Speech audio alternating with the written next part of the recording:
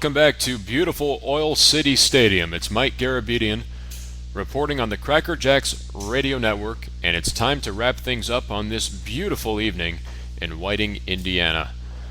For the victorious Will County CrackerJacks, 9 runs on 11 hits and 3 errors.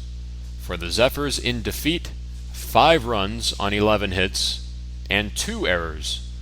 The winning pitcher is Steve Taylor. He wins his 8th ball game as a CrackerJack. He is 1-0 in the playoffs. Remember, he went 7-0 during the regular season. The loss goes to George Heller.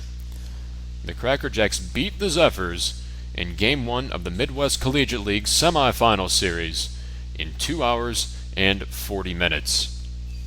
So let's go over this one more time. This game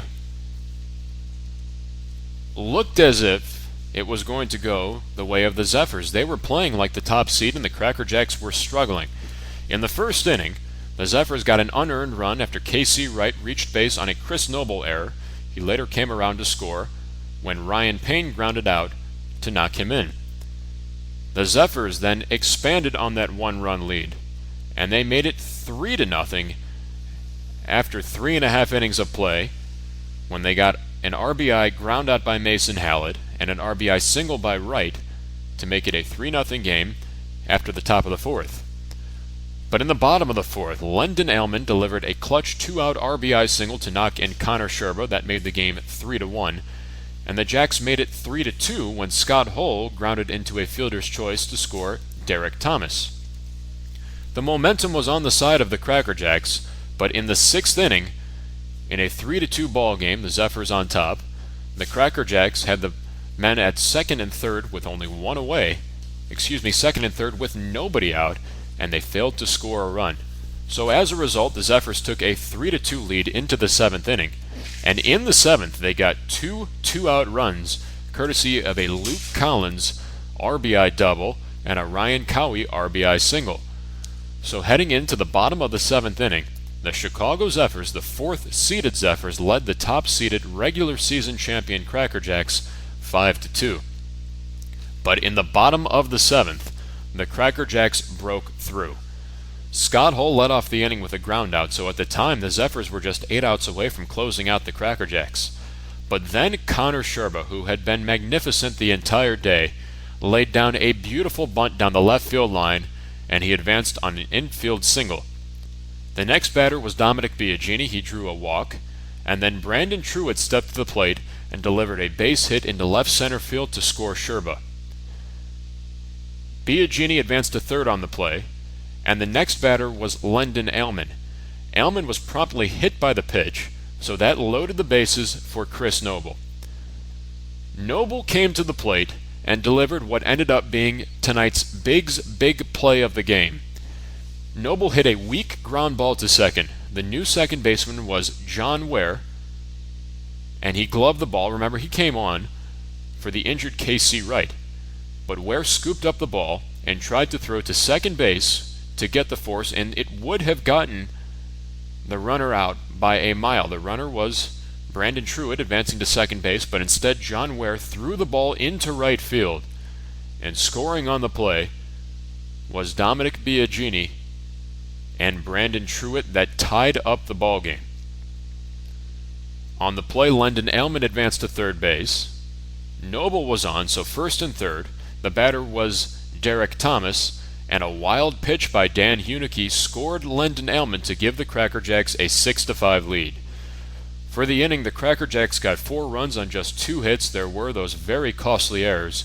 So when we went to the 8th inning, the CrackerJacks held their first lead of the game. It was 6-5 at the time. After not scoring in the 8th, Steve Taylor held the Zephyrs to a 1-2-3 inning. After the Zephyrs didn't score in the top of the 8th, the CrackerJacks broke through once again in the bottom of the 8th. Michael Jordan led things off with a clean single and then stole second base. After Scott Hull struck out, Connor Sherba drew a walk, so he was on base 4 out of 5 times tonight. With first and second and one away, Dominic Biagini came to the plate and crushed a double into the left center field gap to score both Jordan and Sherba. After Biagini stole third base, Brandon Truitt knocked in Biagini to make it a 9-5 game. CrackerJacks wouldn't score the rest of the inning, but their 3 runs on 3 hits did enough damage to give the CrackerJacks plenty of cushion for the starting pitcher, Steve Taylor, who would then go on to retire the 1-2-3 hitters in the Zephyrs lineup in order in the 9th inning to seal the victory. Again, the winning pitcher, Steve Taylor. The loss goes to George Heller. The CrackerJacks beat the Zephyrs. They steal Game 1 from the 4th-seeded Zephyrs in 2 hours and 40 minutes by a final score of 9-5. Game 2 will be tomorrow at 10 in the morning at Sugar Grove on the campus of Waubonsee Community College. The CrackerJacks will look for the sweep. It'll be Drew Sane to get the ball and head to the mound for Vern Hasty's club. Again, that's tomorrow morning, Game 2 at 10 a.m. And folks, again, I will do my best to bring you that broadcast. It may be a choppy one because we have a terrible internet connection over there at Waubonsee Community College, so hopefully I will be able to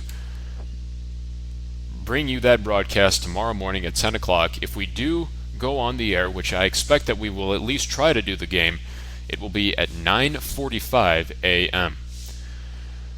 Quick update from Rockford. It's 5-5 in the top of the 10th between the Vikings and the Foresters. So 2 great Midwest Collegiate League playoff games tonight.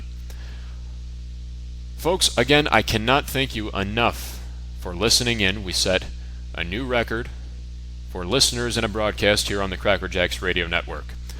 But for now, that will do it for our coverage on the CrackerJacks Radio Network. For all of us here with the Will County CrackerJacks, this is Mike Garabedian saying one more time, thank you for listening, and good night from Oil City Stadium in Whiting, Indiana. Again, the final. The CrackerJacks win their 8th straight ball game. It was the CrackerJacks 9 and the Zephyrs 5. The CrackerJacks leading the series 1-0 will go for the series sweep tomorrow morning. We'll see you then. This has been a production of the CrackerJacks Radio Network.